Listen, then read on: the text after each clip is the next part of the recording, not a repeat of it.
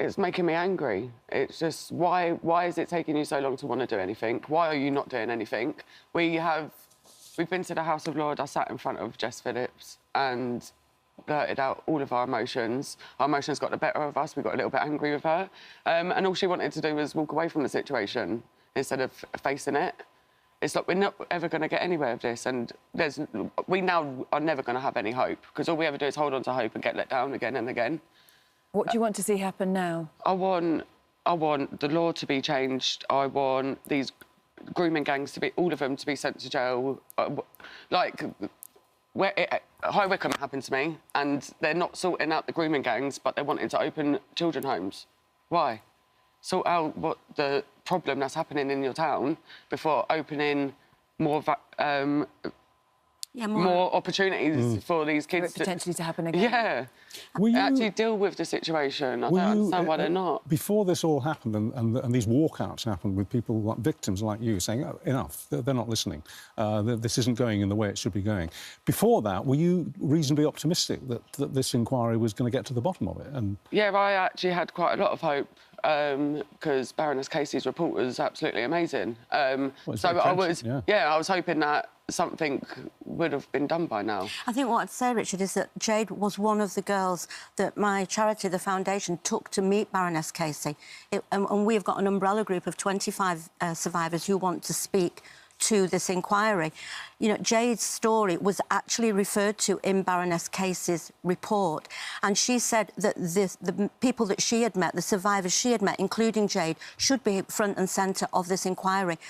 Jade's never been approached. I took her and a few other survivors to meet Jess Phillips in the House of Lords in, was it July? Yeah. And, you know, there's been no recontact since then.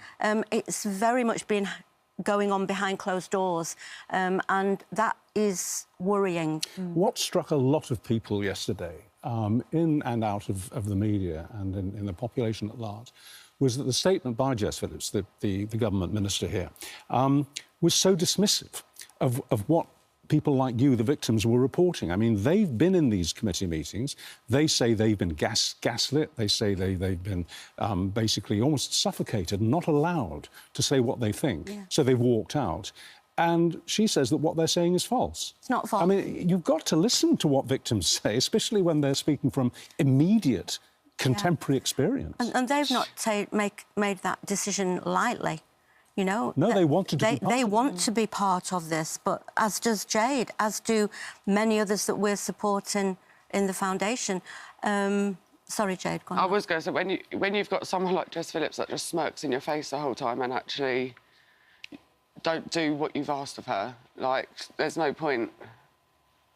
There's no point with... Sorry, I don't know... Well, we have approached Jess Phillips for a comment, and we haven't had a direct one. And she does say, she did say, didn't she, yesterday, that allegations of intentional delay, lack of interest or widening of the inquiry scope and dilution are false. I mean, Maggie, let's come to you on what needs to happen now to save this, because obviously this inquiry is crucially important, isn't it? What needs to happen now? Yeah, I mean, I'm not surprised at what's going on, because, you know, Keir Starmer in January was saying people like Jade and me were far-right extremists. So it's being led by people who actually don't want to do the job they're meant to be doing.